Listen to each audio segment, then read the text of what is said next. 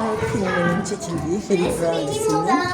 Burası dünyanın ilk apartmanıymış dünyanın. Daha çok kısaltmışlar galiba.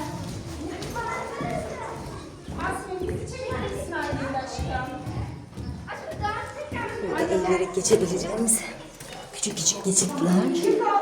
Yine bir yaşam alanı. İçeri içinden geçilen yaşam alanları, odalar.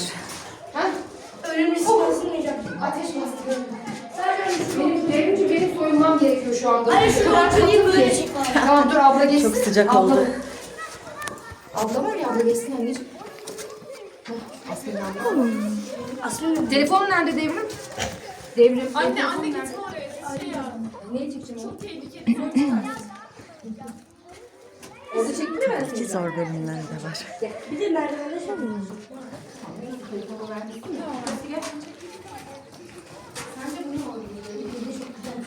Erzak saklıyorlar galiba. Şuralar erzak koymuş lazım. Ya da lamba.